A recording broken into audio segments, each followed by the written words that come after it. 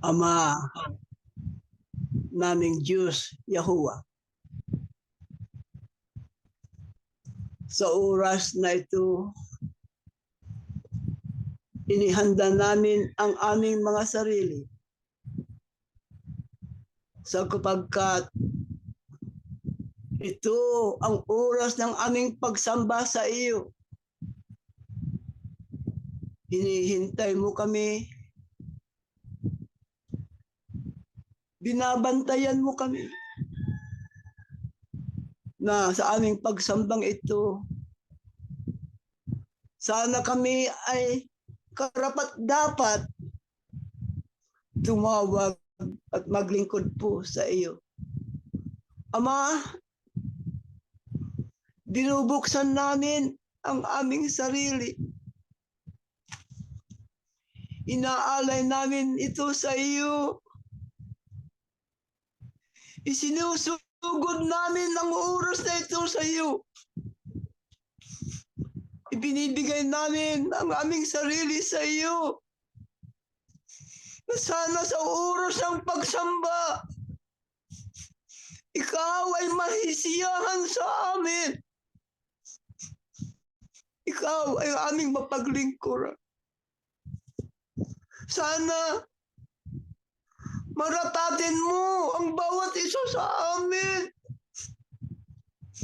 Sana tatanggapin mo ang bawat isa.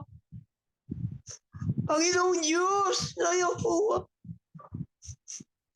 ikaw ang aming buhay. Ikaw ang aming lakas. Ikaw ang aming pag-asa sa magulong sanglibutan ito. Ama naming Diyos, basbasan mo ang iyong aming kapatid na iyong kakasangkapanin.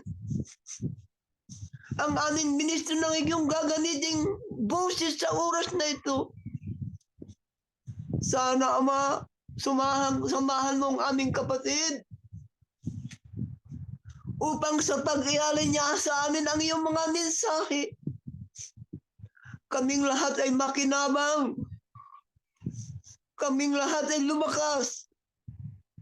Kami magkaroon ng pag-asa sa aming paglilingkod po sa iyo. Sana, Ama, dalawin mo ang aming pagsamba. Tunghayan mo sana ang bawat isa sa amin. Inaanyayahan ka namin, Ama. Sana kami ay mabusog. Kami ay magkaroon ng baon sa aming paglalakbay sa mundong ito. Panginoon naming Diyos, tulungan mo ang aming mga kapatid na nasa matinding kahirapan. Ang aming mga kapatid na nasa matinding sakit. Panginoon naming Diyos, ikaw ang may hawak ng aming buhay. Ang aming hihingi lamang sa iyo, Ama, bago mo bunutin ang aming buhay at lakas, sana maging karapat-dapat kami sa iyo. Hindi na nadalangin namin, Ama. Kung ito ay maaari lamang, dugtungan mo pa sana ang aming buhay at lakas. Magamit namin sa pagpupuris mo sa iyo. Alam namin ang mundong ito hindi na maglalao. Alam namin na mundong ito hindi na magtatagal. Ang aming hiningi lamang sa iyo bago mo isunong yung bugtong na anak. Dagdagan mo sana ang aming buhay. Dagdagan mo sana ang aming paghahanda sa pagsulubong sa iyong bugtong na anak. Ama naming Diyos, lubos ang aming pagtitiwala. Sasamahan mo kami sa aming pagsamba. Babasbasan mo ang bawat pamilya. Babasbasan mo ang lahat ng nakikinig. Babasbasan mo ang lahat ng aming kasambahayanan. At Ama, sana huwag mo sanang kalimutang basbasan ang aming munting abuloy na magamit sa iyong kapurihan. Lahat ng ito'y aming hinihingi. Kalakip ang kapatawaran ng aming pagkakasala sa iyo. Ang lahat ay aming hinihingi. Lamang sa iyong bugtong na anak, ang aming takapagligtas, Yahushua Amasiya. Amen.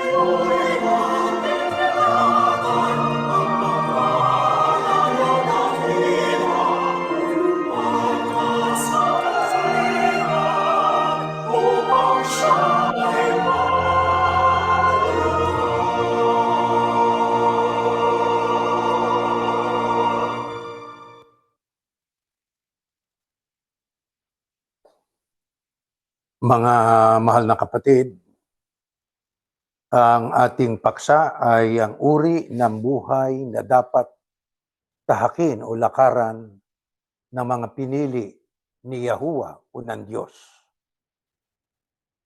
Sa kasaysayan po ng Biblia, mayroong mga tinatawag ang Diyos, ibinubukod para sa Kanya ay maglingkod at dumiyos.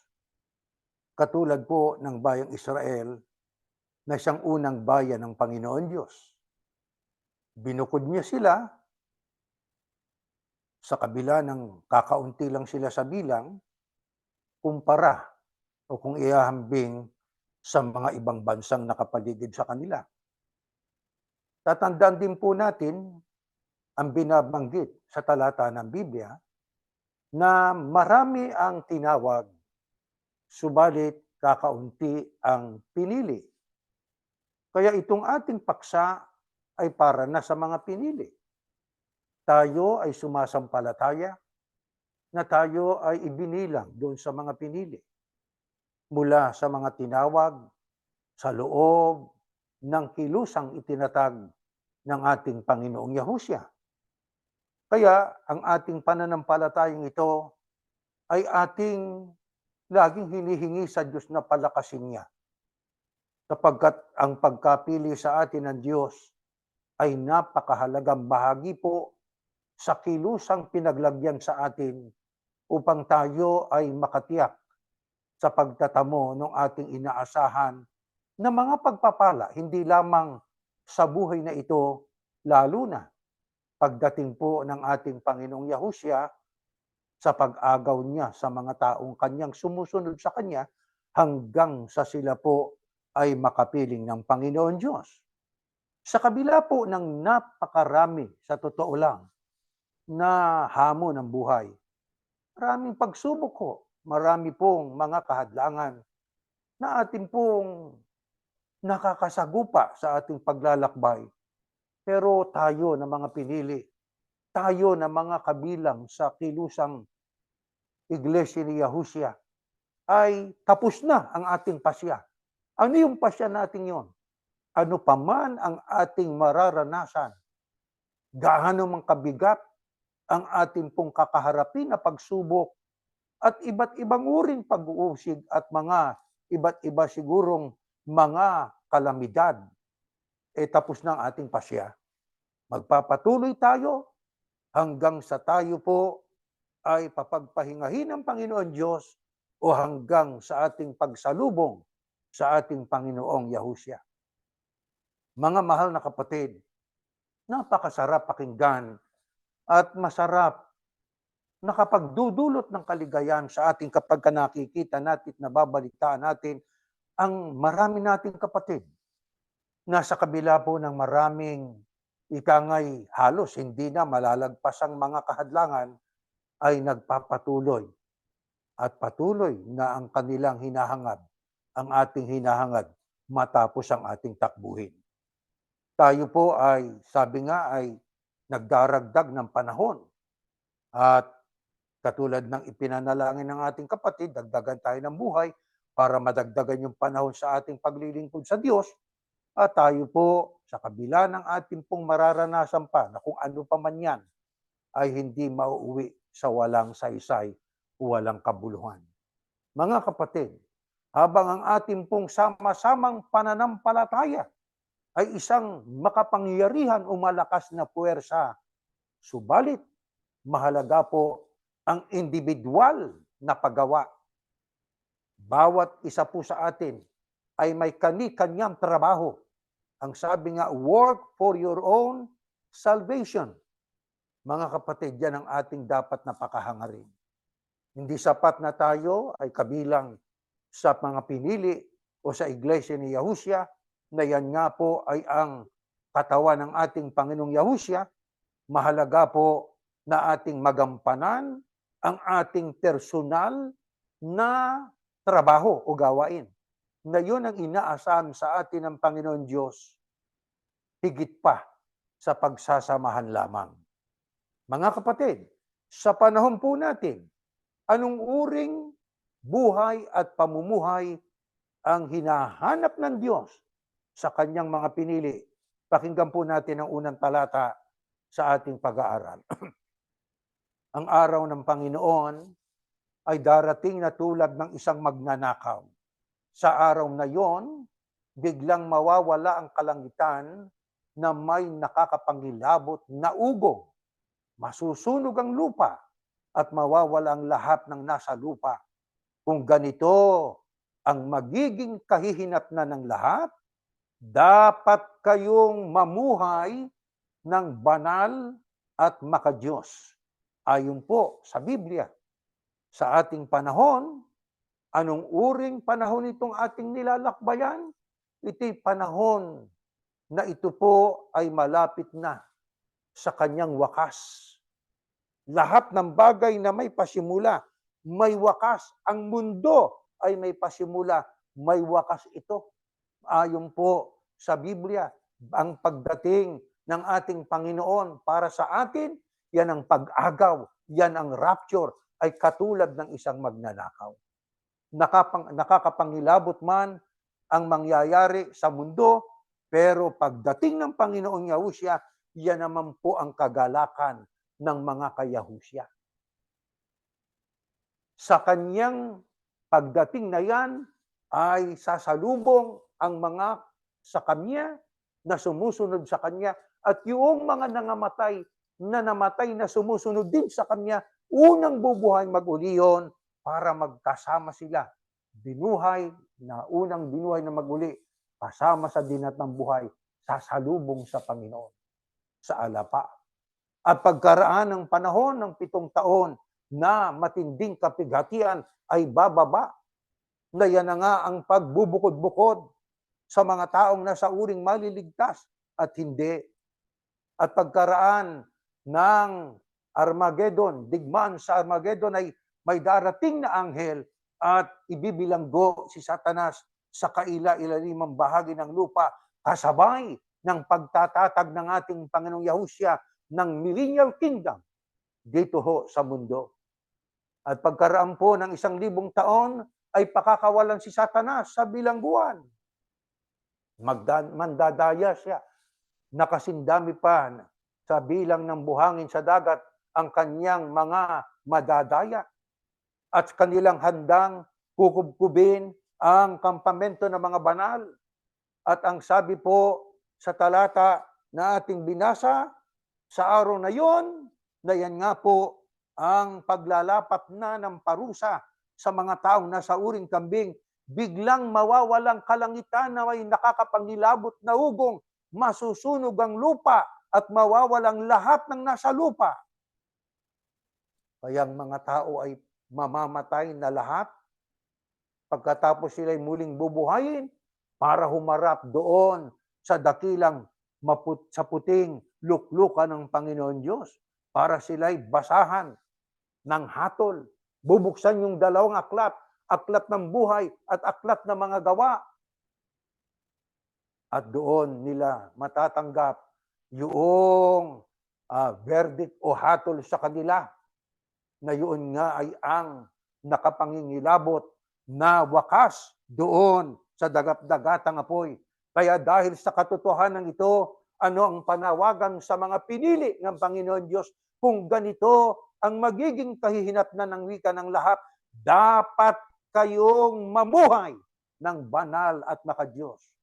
Hindi sinabing sana mamuhay kayo. Hindi. Dapat, it is a must. Kailangan po na tayo'y mamuhay ng may kabanalan at makadiyos. Ganyan ba tayo, mga kapatid? Makadiyos ba ang ating pamumuhay? Namumuhay ba tayo ng may kabanalan? Kaya nga tayo ay tinatawagan ng Diyos ng pansin, magaganap at magaganap ang pinagpauna ng Panginoon Diyos na mangyayari. May paglipol, may nakapangingilabot na mangyayari, kaya tayo ay dapat po na maging mapanalanginin. Ang sabi nga doon sa Bibliang Ingles, pag binasa natin, your lives should be holy and dedicated to God. Pag sinabing dedicated to God, meron tayong panahon lagi sa Diyos. Paano po yun? Meron tayong panahon lagi, araw-araw na nanalangin. Araw-araw ugaliin natin nagbabasa tayo ng Biblia, na ang magiging ating giya o ang ating gabay ay ang ating pong declaration of faith. Nakasulat po yon sa ating website. Kailangan po tayo ay gumawa ng mabuti para ating marating ang ating hangad na maluwalhati ang Diyos. Kailangan sa pagsamba, naghahanda tayo ng maaga. Iba yung umaga kaysa maaga. Pagka tayo po ay sasamba, nananabik tayo. Dedicated tayo sa Diyos eh. Iho ba? Pag sinabing dedicated tayo sa Panginoon Diyos, ang ating debosyon, ang ating isip ay nakatuon, nakapokus sa Panginoon Diyos. Maging ang ating pong kagayakan sa pagsamba. Palagi tayo may oras na nakalaan para sa Diyos. Ang isang araw ay binubuo ng 24 oras. Kailangan po sa mga araw na oras na yon, meron tayong iuukol na oras para po sa ating dakilang Ama. Mga kapatid, yung panawagan na yan, hindi natin pagsisisihan yan. Pakikinabangan po natin yan, mga kapatid. Ang mayroong dedikasyon sa Panginoon Diyos ay marunong siyang tumanggi ng kanyang sarili para bigyang daan ang pagsunod sa kalooban ng Diyos. Ang laging nasa isip niya ay ang Diyos. Totoo na tayo naglalakbay sa araw-araw ng ating buhay, mga kapatid, pero ang nasa isip po natin ay ang Panginoon Diyos? Anong uring paraan ng pamumuhay ang hinahanap ng Panginoon Diyos sa kanyang mga pinili? Ang sabi ay merong pong dedikasyon at banal. Ito pang isang talata ng Biblia. Pakinggan po natin dito sa Leviticus. Yan ang hinahanap sa atin ng Diyos, magpakabanal. Kayo'y magpakabanal, sabi ng Diyos. Dahil ako, si Yahuwah ay banal, at kay hinirang ko mula sa ibang mga bansa para maging akin. Referido yan sa bayang Israel. Ang sabi niya sa mga Israelita na yan di aplikable maging sa ating panahon ngayon, ang sabi, kayo'y magpakabanal dahil ako, si Yahuwah ay banal. Kaya tayo, sabi nga ay nilikha sa larawan ng Panginoon Diyos eh. Iho ba? Ano ibig sabihin po nun? Tayo nilikha na kauri ng Diyos sa kabanalan at pag-ibig. Kaya ang sabi tayo magpakabanal. Ako ang sabi ng Diyos ay banal. Kaya kayo dapat din maging banal. Kaya kailangan po, mga mahal na kapatid, atin pong ibuhay po yun. Nadinig po natin yung katotohanan yan. Ang tanong ay, yan ba ay ating ginagawa? Hinahangad ba nating magawa po yan? Huwag lang tayo'y nakapakinig, tumanggap ng karunungan. Kailangan yung karunungang hinahanap sa atin ng Diyos ay ating pong pilit na ginagawa at ating ibinubuhay. Ang sabi pa rito sa Deuteronomio ay ganito nakasulat, for Yahuwah Elohaika is a consuming fire, even a jealous El o Elohim or God. Kaya ang ibig lamang sabihin po, ang ating Diyos na si Yahuwah ay Diyos na siloso. Kaya ang sabi magpakabanal, ang Diyos ay banal, pero ang Diyos natin ay siloso. Kailangan po ng ating pong paglilingkod ay para lang sa Kanya. Ang ibig nating bigyan ng kaluwalhati at kapurihan ay ang ating Panginoon Diyos. Baka naman po sa bagong tipan ay wala niyan. Alam nyo, this is not included in our slide. Pag binasa ninyo sa Efeso 4:23 hanggang 24, ang sabi, at kayo'y mga bago sa espiritu ng inyong pag-iisip, at kayo'y mga bihis ng bagong pagkatao na ayon sa Diyos ay nilalang sa katwiran at sa kabanalan ng katotohanan. Yan ang aral sa panahon sa bagong tipan.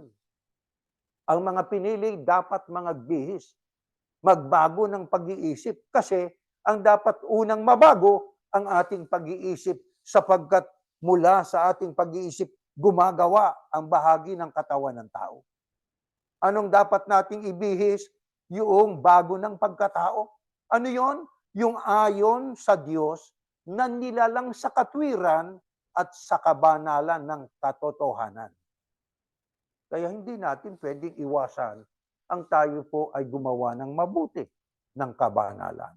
Napakahalaga po nun, mga mahal na kapatid. Tungkulin po natin yon sa ating Diyos. Yun ang inaasahan ng Diyos. Hindi natin pwedeng asahan yan sa iba, mga kapatid. Kaya ang Israelita ibinukod para magpakabanal eh. Yung iba, ang ginagawa ay pagsamba sa mga Diyos-Diyusan. Napakasiloso ng Diyos. Di ho ba? Ang Diyos ay mapanibughuing Diyos. Yun ang kanilang inaatupag. Kung sila man ay naglilingkod, mga Diyos-Diyusan ang kanilang tinatawagan. Hindi ang tunay na Diyos na lumikha sa kanila.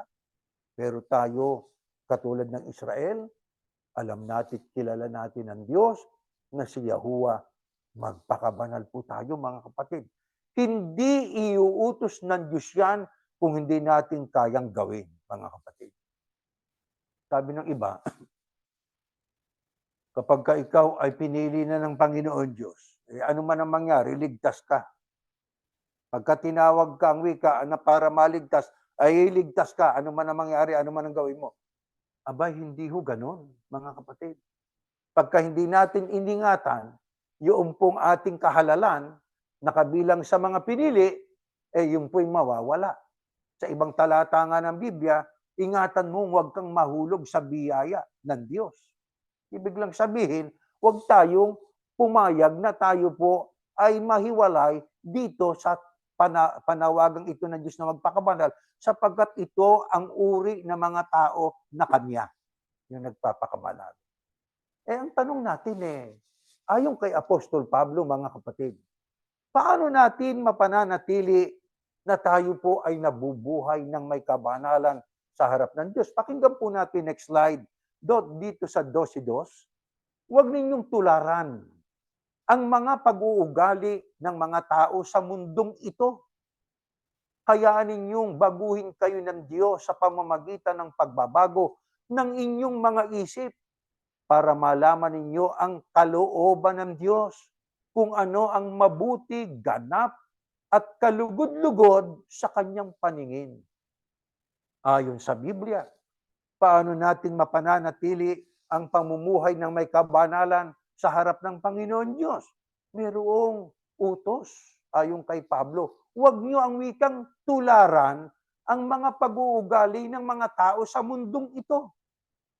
Ang mga taong taga-mundo ay iba sa atin. Tayo totoong nasa mundo, pero hindi ho tayo sa mundo, para sa mundo. Naglalakbay lang po tayo sa mundo. Hindi tayo para dito sa mundo. Ang mga taong para dito sa mundo ay may mga ugali na ang sabi, wag nating tularan. Alam naman natin, ang mga ugali ng mga tao dito sa mundo, hindi na kailangan pang i-detalye natin po yan. Tayo mismo ang saksing buhay, nadidinig, nakikita, napapanood natin. Isipin ninyo na lang, maging sa komersyal, sa telebisyon, kaya ang mga anak natin, dapat nating sinusubaybayan. Isipin nyo, mga bagay na dapat ikahiya, pero ikinararangal at kanila pang pinalalaganap. Holding hands. Lalaki sa lalaki, babae sa babae. Naghahalikan pa. Isipin ninyo, napapanood yan sa telebisyon. Yan ba ay kapupulutan mo ng mabuting aral? Aba, hindi. Kaya nga ang sabi ng Biblia, huwag yung tularan ng pag-uugali ng mga tao sa mundong ito. Katulad ng mga iba, kung magsalita ay holy ganito, tapos ang karugtong ay letter S. Paano naging holy yung letter S na kanilang dinudugtong holy ganito? Di ba? Mga pag-uugali, mga wikat pananalita ng mga taong taga-mundo. Pero ang sabi ng Biblia, hayaan nyo baguhin kayo ng Diyos sa pamamagitan ng pagbabago ng inyong mga isip para malaman natin ang kalooban ng Diyos, kung ano yung mabuti, ganap, at nakalulugod sa Kanya. Kaya dito, nalaman natin nakalulugod ang ating pong ginagawa ng pagsamba. Nalaman natin nakalulugod sa Diyos ang ating paggawa ng mabuti. Hindi lamang sa ating kapwa, kundi maging sa ating po na mga kakapatid. Di po ba? Maging yung ibang mga taong nangangailangan na hindi naman natin kaano-ano. Ano ang ating ginagawa? Kung kailangan dapat ay tulungan, tinutulungan natin. Nakalulugod kasi sa Diyos yun .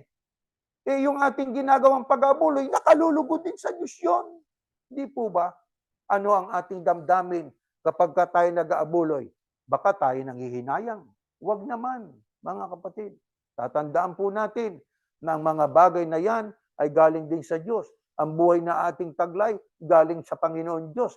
Kung ibig nating tayo makatupad ng ating tungkulin sa Ama, sapagkat yan ay individual, kanya-kanya, kaya kailangan sa ating pagbibigay, nalulugod tayo, nagagalak tayo. Salamat po, Ama, nakakapag-abuloy pa po ako, nakakatulong po ako sa gawaing pagpapalaganap ng iyong mga salita.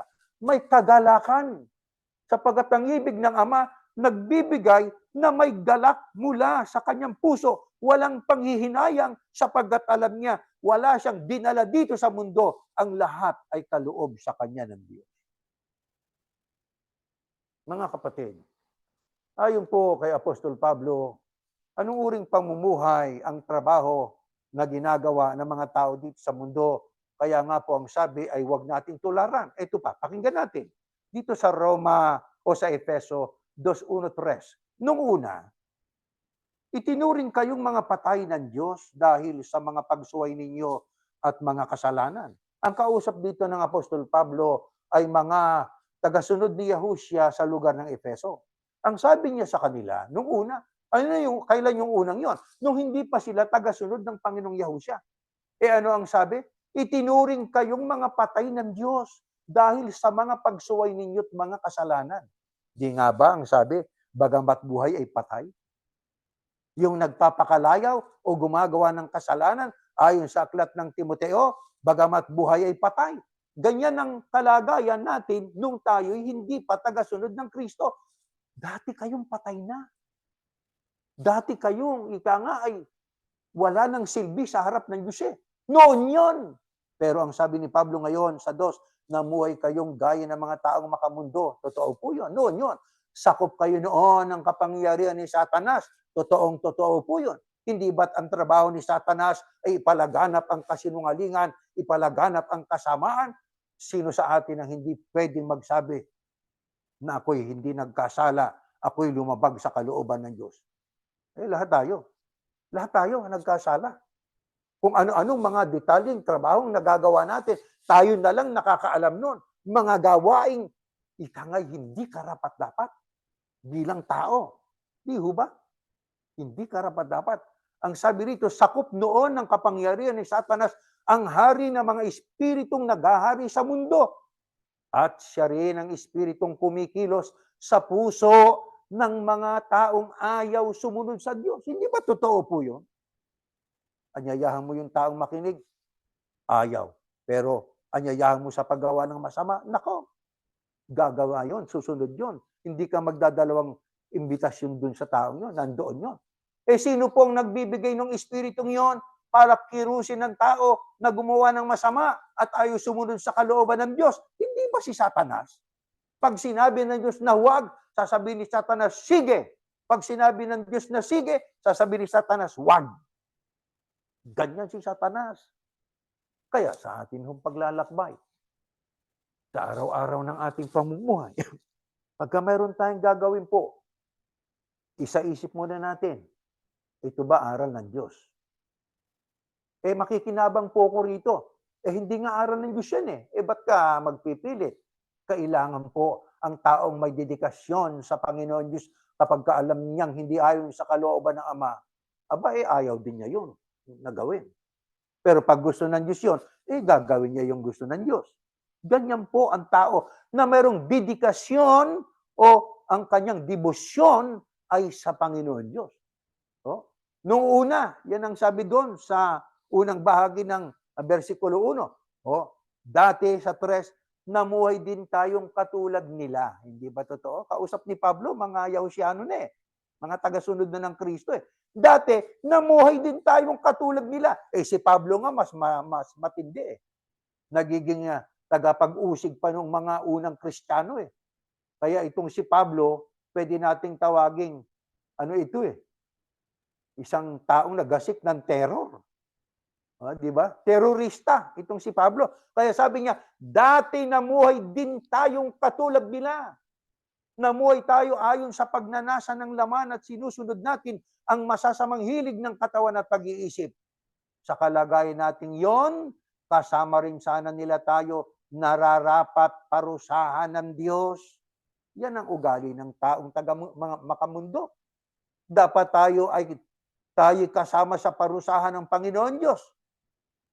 Nung una, yan ang sabi ni Pablo, yan ang kalagayan ng mga taong tagamundo. Kaya mga mahal na kapatid, alam ba ninyo na sa ating buhay sa araw-araw, tayo po ay, sabi nga, nakakaranas ng makaapihan, nakakaranas ng mga bagay na talagang iniluluhan na lang natin di ba? Yung ikay parusahan, na hindi ka naman dapat parusahan. Pero ano po ang nagiging instinct natin? Paghihigantihan ko ito. May araw ka rin. Di ba? Ang sabi nila, darating din ang araw. Sisingilin din kita.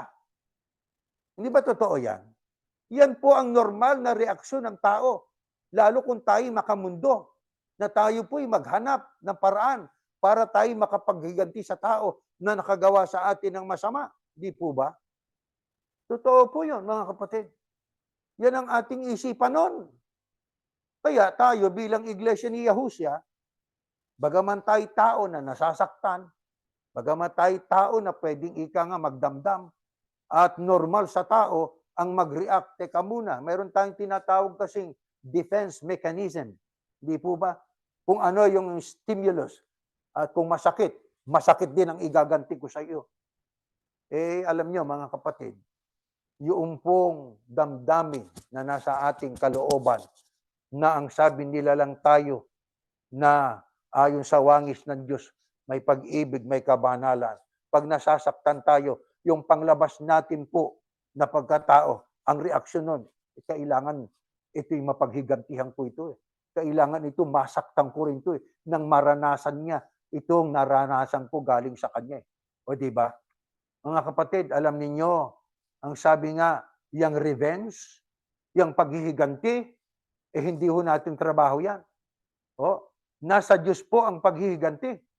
At kapag ang sabi nga, tayo ay naging mapaghiganti, ang sabi nga po, may mga kasabihan tayo na he who seeks revenge digs two graves. Siya ang wika na naghahanap ng paghihiganti, para siyang humuhukay ng 2 libingan. Di ba? Sapagkat sa paghihiganti mo, baka mapatay mo yung tao o mapatay ka. O di ba? Ang sabi pa nga po ng ibang mga taong marurunong, ang sabi, the sweetest revenge is to forgive. Nakita ninyo? Ang pinakamatamis na paghihiganti ay ang magpatawad. Maisipin natin, teka muna, ang pinakamatamis na paghihiganti ay magpatawad. Ibig lang sabihin, kung tayo ginawa ng masama, ang ating dapat na pinakamagandang gawin, huwag nating gantihan ng kung ano yung ginawa sa atin. Mayroon tayong tinatawag na karma. Di ho ba mga kapatid?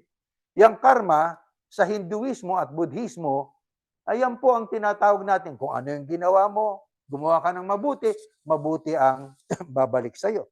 Gumawa ka ng masama, masama ang babalik sa'yo. Di po ba? Kaya, huwag tayong maging mapaghiganti. Isipan niya ng mga taong taga-mundo. Ako bilang isa, maging kayo po, naranasan natin ang pang-aapi. Sama ng loob ang idinulot sa atin. Sapagkat alam nating nagiging hari na ang mga lider ng mga relihiyon. Lalo dun sa pinanggalingan natin. Di po ba? Na talaga namang, sa totoo lang po, kaya natin nababanggit ito, napakadami nilang ginawa sa atin na iniluluhan na lang natin. Minsan, nasasabi natin, kailan pa kaya mamamatay yung mga tao yun? Minsan dumarating po yun Pero pagka naisip na, teka muna, ba't ko nasabi yun? Hindi dapat yun. Di ho ba? Sapagkat yun ay galing sa puso natin na ating nasasabi dahil sa nasaktan yung kalooban po natin.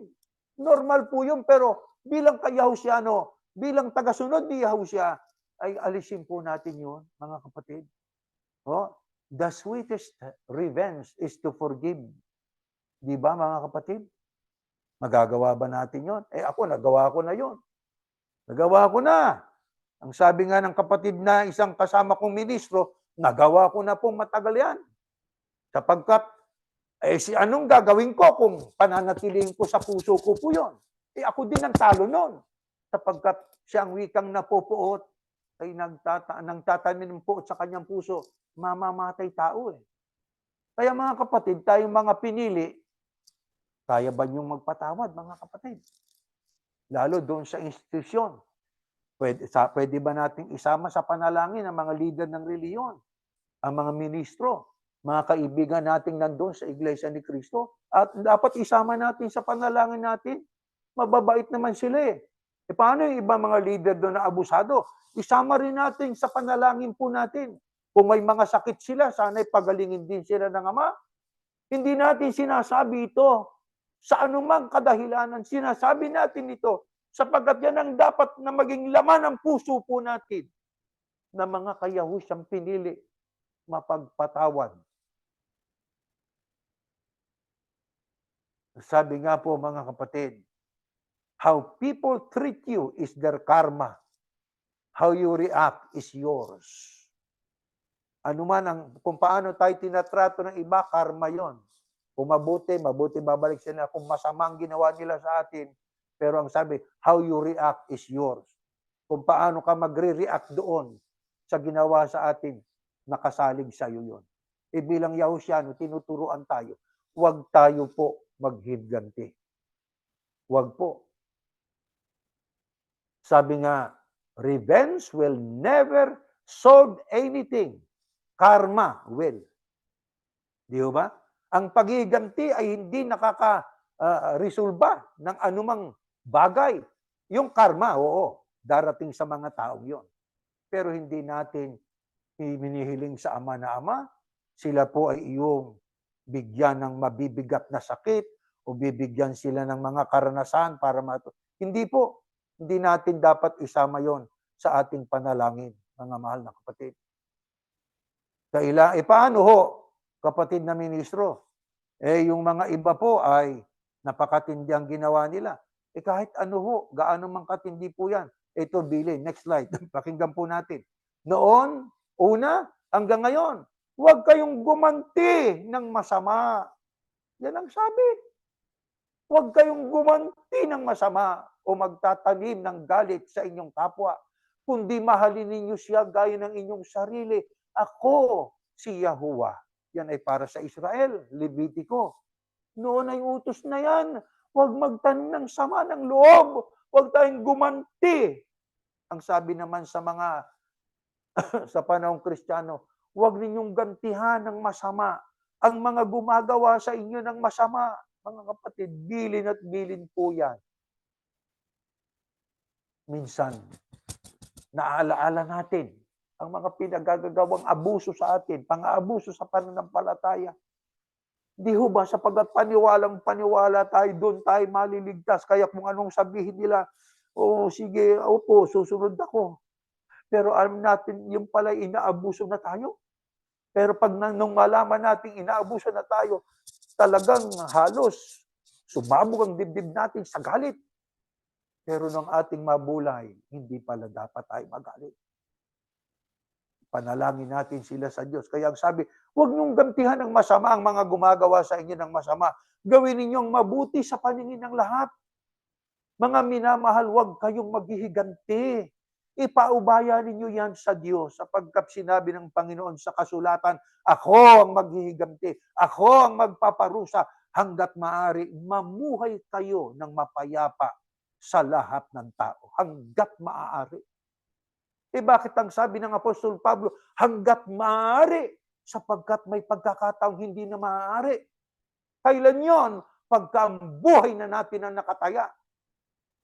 Pwede ba nating sabihin, ako, mamahalin ko to, papatay na ako. Sige, patay mo ko.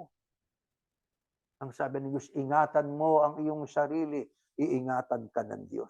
Kaya ang sabi ni Pablo, hanggat po pwede o maaari, mamuhay kayo ng mapayapa sa lahat ng tao.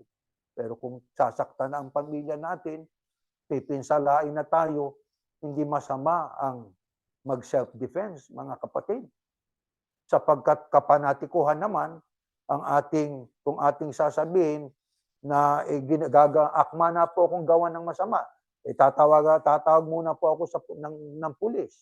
Papatayin ka na, tatawag ka pa. Di ba? Ano yun? Gamitin naman natin ang ating common sense. Di ho ba? Wala ka namang ginamang masama. Masama ang tao, ang layunin ng tayo masama. Gustong pinsalain ng pamilya mo, ang buhay mo.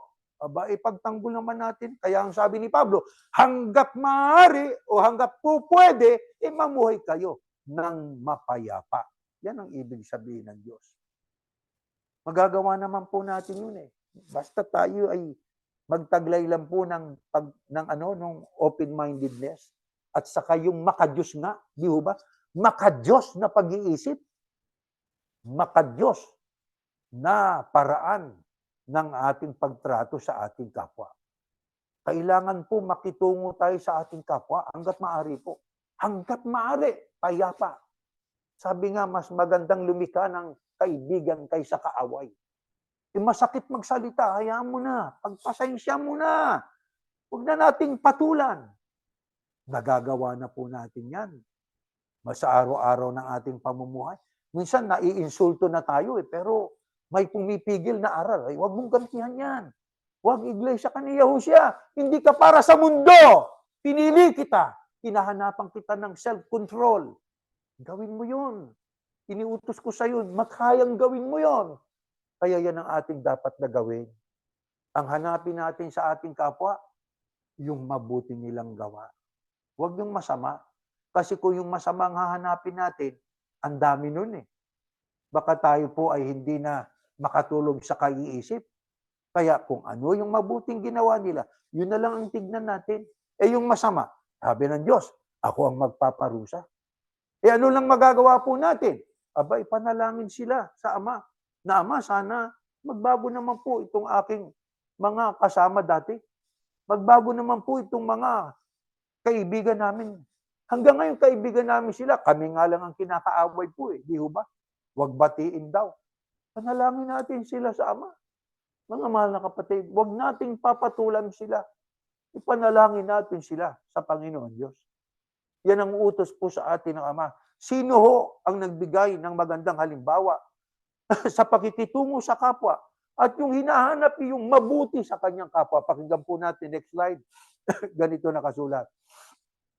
Sa unang Pedro, ang mga pagdurusa ng Kristo, ang pagdurusa ni Kristo o ng Kristo para sa atin, halimbawang dapat tularan. Yun. Nagdusa ang Kristo eh. Ang sabi sa atin, dapat nating tularan. Ito dahilan kung bakit tayo tinawag. Para tularan natin ang buhay ng Kristo. Hindi siya nagkasala o nagsinungaling man. Ininsulto siya pero hindi siya gumanti ng insulto. Pinahirapan siya pero hindi siya nagbanta. Ipinagkatiwala niyang lahat sa Diyos na humahatol ng makatarungan. Sinabi ni Yahushua, Ama, patawarin mo sila dahil hindi nila nalalaman ang kanilang ginagawa. Sino ho ang dapat tularan sa paghanap ng kabanalan at tao na hindi gumanti sa masamang ginawa sa kanya? Manapay ipinanalangin pa niya. Walang iba kundi ang ulo, ang leader ng kilusang Iglesia ni Yahushua, ang Kristo. Mga pagdurusa, hindi lang isa, marami. Pero sa atin, yan ay dapat maging halimbawa na tularan. Yung pagdurusa ng Kristo na ating Panginoon. Kaya ang sabi, ito dahilan kung bakit tayo tinawag. Kaya tayo tinawag at pinili para tularan natin ang buhay ng Kristo. Ano ang dapat tularan sa Kanya? Hindi siya nagkasala o nagsinungaling man. Tayo, hindi tayo katulad niya. Nagkakasala ho tayo. Hindi ho ba? Mga kapatid, nakakapagsinungaling po tayo. Tanggapin natin ang totoo. Mga kapatid, kung anong balat natin, yun ang dapat na sabihin natin. Kung anong gawain natin, yun ang totoo. Pero dati po yun. Hanggat maaari, tularan natin ang Kristo. Ano pa? Ininsulto siya. Pero hindi siya gumanti ng insulto. Di ba? Habang siya ay nangangaral kung ano-anong mga pang-iinsulto. Nakagawa siya ng himala. Ang sabi, ang gumawa ng himala ay demonyong tumulong sa kanya. Isipin yung pang-iinsulto yon. Nung pasan niyang mabigat na krus, dinuduraan ang kanyang mukha. Hindi ba pang-iinsulto yon? Pero sa kabila ng ganong dinanas ng ating Panginoong Yahushua, hindi siya gumanti ng pang-iinsulto. Ang sabi, pinahirapan siya pero hindi siya nagbanta. Hindi ng parusa, latigo sa kanyang katawan, halos hindi na makilala ang kanyang pagmumuka. Sa dami ng latay, parusa at pagdurusa na dinanas ng Panginoong Yahushua. Na kung iisipin lang natin, yung pagkakapako niya sa krus, napakasakit noon. Dagdag pa bigat ng kanyang katawan. Nakapako din ang paa. Napakatinding sakit yon. Pero anong ginawa ng Panginoong Yahushua? Hindi siya nagbanta. Yan din ang sana maging puso po natin. Tularan natin ang Panginoong Yahushua. Totoong mabigat minsan dalhin at gawin, pero mga kapatid, pilitin natin, alisin natin sa puso po natin ang anumang bahid ng paghihiganti sa gumawa sa atin ng masama. Ang katunayan ng ang Kristo'y malapit ng malagutan ng hininga. Ano ang isa sa kanyang naging bukang bibig? Nakahayagan ng kanyang pagiging taong banal, tao na mapagmahal. Ang sabi niya, Ama, patawarin mo sila dahil hindi nila nalalaman ang kanilang ginagawa.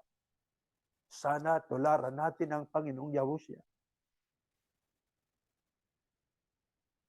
Mapatawad sana natin ang mga gumawa sa atin ng masama, at sa kabila ng mga ginawa nila ay atin pa silang ipanalangin sa Ama na sana'y magbago.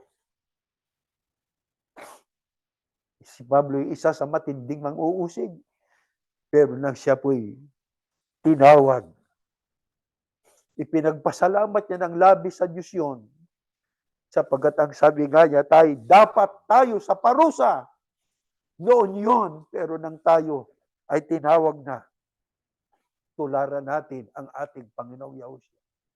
Ano ang pakinabang natin pag kayo ng ating ginawa? Pakinggan natin.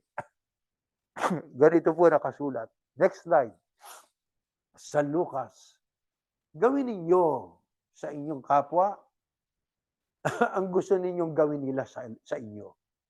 Kung ang mamahalin lang ninyo ay ang mga nagmamahal sa inyo, anong gantimpala ang matatanggap ninyo mula sa Diyos? Ginagawa rin yan ng masasamang tao. At kung ang gagawan lang ninyo ng mabuti ay ang mga taong mabuti sa inyo, anong gantimpala ang matatanggap ninyo mula sa Ama o sa Diyos? Ginagawa rin yan ng masasamang tao. At kung ang pinahihiram lang ninyo ay ang mga taong inaasahan ninyong makababayad sa inyo, anong gantimpala ang matatanggap ninyo mula sa Diyos? Kahit ang masasamang tao ay nagpapahiram din sa kapwa nila, masama, na sa pag-asang babayaran sila. Ito ang inyong gawin. Mahalin ninyo ang inyong mga kaaway at gumawa kayo ng mabuti sa kanila. Kung nagpapahiram kayo, magpahiram kayo ng hindi umaasa ng anumang kabayaran. At malaking gantimpalang tatanggapin ninyo, at makikilala kayong mga anak ng kataas-taasang Diyos, sapagkat mabuti siya kahit sa mga taong masama, at walang utang na loob, maging maawain kayo tulad ng inyong Ama. At bilang mga anak, mga tagapagmana tayo ng Diyos, at kasama ni Kristo o ng Kristo na magmamana ng mga pagpapalang inilaan niya, sapagkat kung magtitiis tayo kagaya ng Kristo noon, darating ang araw na pararangalan din tayo kasama niya. Mga mahal na kapatid, ayon po sa Biblia, kung tayo ay hindi mapaghiganti, manapa tayo po ay mapagpatawan. Ano ang sabi ng Biblia? Mga kapatid, may pagpapala na darating sa atin. Ang sabi, at malaking gantimpala ang tatanggapin ninyo. Kailan? Mahalin ninyo ang inyong mga kaaway at gumawa kayo ng mabuti sa kanila. Kaya ang paggawa ng mabuti ay parang insulto yun sa gumawa sa atin ng masama. Di ba? Totoo po yun eh. Di ba minsan? Hindi lang minsan, ilang beses na natin nagawa po yan. Nasa kabila na tayo, ayaw nilang batiin, tayo mismo bumabati. Di ba? Ilang patay nang namatay dito sa Jacksonville na dinadaluhan namin ng kapatid na Mel. Ang iba ay ayaw kaming batiin. Kami ang bumabati. Ang iba ay may binabati kami. Yung institusyon ang tinutukoy ko po. Kaya minsan, yung mga hindi na bumabati, ang masama patingin, ang naghahari sa puso natin, awa. Di ba awa? Bakit? Sapagkat sila po ay nagtatanim ng puot. Awa.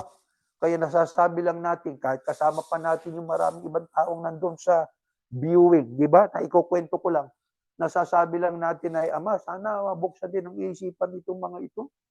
Sana, Ama, ay makaunawa din sila na alisin nila yung puot. Hindi makabubuti sa kanila yon.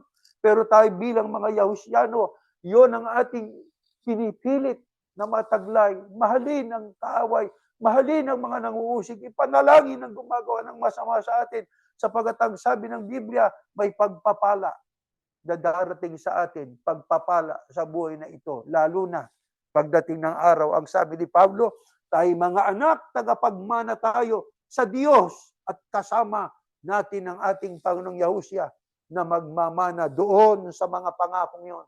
Lalo na ang makapiling ang Diyos magpakailanman. Mga mahal na kapatid, tumitindi na ang nangyayari. Hindi natin ito pwedeng hindi sabihin sa inyo. Sapagkat bagamat alam nyo, paalaala lang po, ang mundong ito ay pasama na ng pasama. Ang mundong ito ay patuloy na sa kanyang pagbagsak. Tayo habang naglalakbay pa rito, ang hinahanap nawa ng Diyos sa atin na yan, na ibuhay po natin. Datnan tayo, pipilit na mabuhay na ang ating panahon ay iniukol natin sa Ama. Magukol kayo ng panahon, mga mahal na kapatid, magbasa po kayo ng Biblia. Tumulong tayo sa mga gawain. Magmimisyon sa inyong mga lugar. Ipakilala natin ang pangalang Yahuwah at Yahusya. Ipaalam natin ang mga pangyayari na tayo po ang nakaunawa. Ibahagi po natin yon. Kung mayroon tayong ma-encounter ng mga taong galit sa atin at ayaw, tayo ay dapat maging mapagpahinuhon. Mag-establish tayong magandang samahan sa ating kapwa. At ang lahat ng mga ito na ating ginagawa, nakalulugod sa Ama. Ito'y nakapagbibigay ng kagalakan sa Ama. Nakikita ng Diyos tayong mga pinili sa kabila ng ating mga dinaranas. Nakikita niya, sumusunod tayo sa utos niya. Darating ang panahon. Ang sasabihin ng Ama, hali kayo, manahin ninyo ang kahariang nakahanda sa inyo. Makakasama na natin ang Ama at ang ating Panginoong Yahusya na doon sa bayang banal ay hindi na natin mararanasan ng pang-aapi, ang anumang mga iba't ibang uring pagdusta, mga pag-aalipusta at pang-iinsulto, pagluha, karamdaman, wala na roon sa bayang banal. Kaya doon dapat natin ito ng ating pag-iisip upang tayo po ay mahikayat na gumawa, sumunod sa gusto ng Ama. Datnan tayo, gumagawa at sumusunod, gumagawa ng kabanalan. Yan po ating ipapanalangin sa Ama. Tumayo po kayo, mga mahal na kapatid. Aming Ama, Diyos na si Yahuwah, habang tinatalakay po namin ang pag-aaral na ito, hindi namin maiiwasan minsan na ang aming damdamin ay lumuha sa sentidong ang aming puso ay minsan nalulungkot sapagkat ang aming pinag-aral ay totoong naranasan namin. Nagdanas kami ng pang-iinsulto, pagtatakwil, para bang hindi kami tao para sa iba. Minsan nagkaroon kami ng damdamin na sama ng loob sa kanila. Siguro naman ay nauunawaan mo, Ama, kung bakit.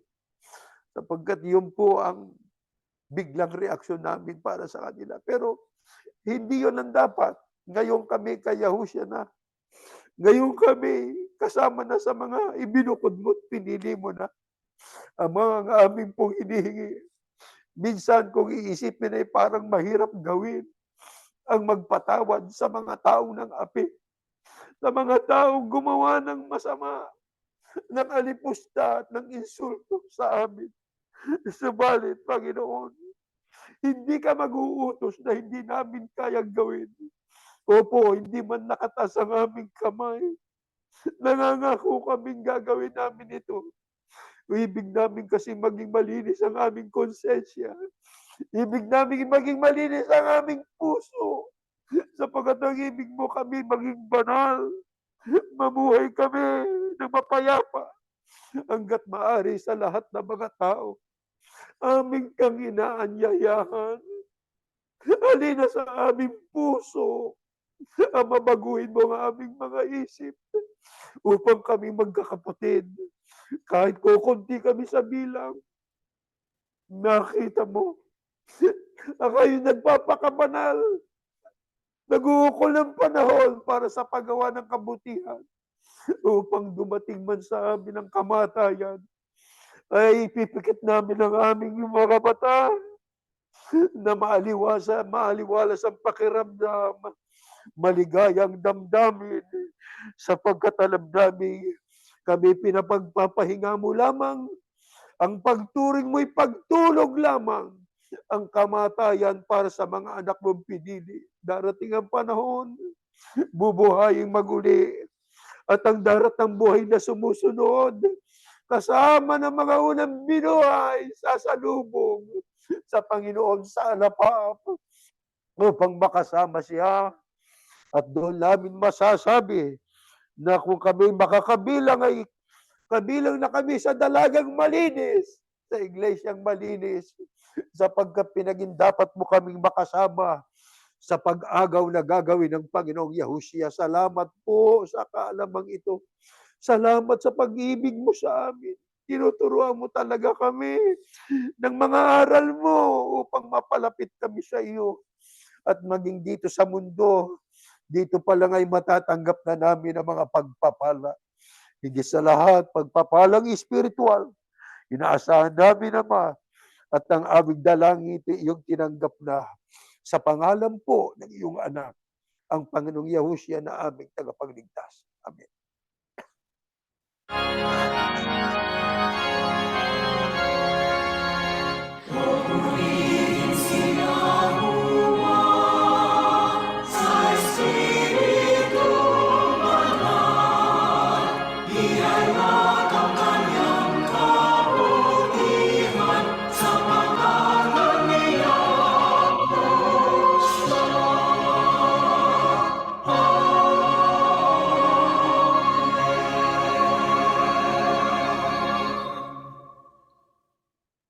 Ang biyayang pagliligtas ng ating Panginoong Yahushua, ang pag-ibig ng Ama na si Yahuwah, at ang patuloy na paikipisan ng Espiritu Santo, dalawang sumaating lahat ngayon at magpakailanman.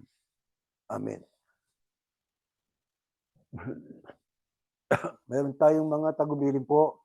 You can give your donations at www.ofirfa.com and offerings sa churchofyahushua.org.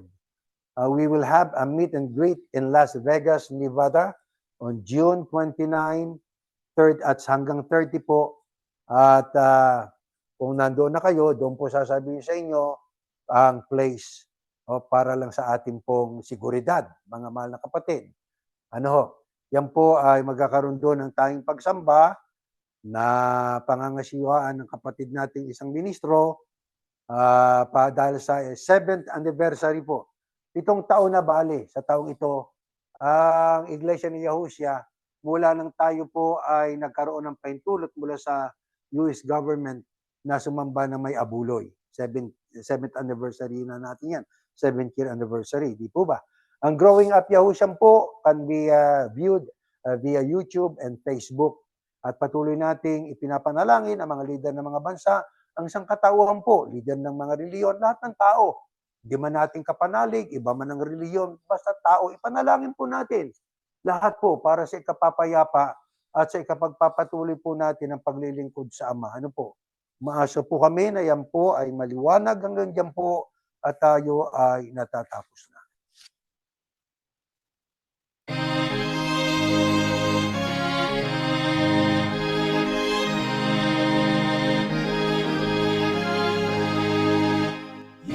Puso natin ang aral ng Diyos Yahuwa at maging matatag. Pagkatyak na darating araw ng paghuhukom o kaya siya'y dinggin. Mga labing ang iglesia, ipagtanggol ang katwiran gamit ang sandata niya. Tayo ay malindig.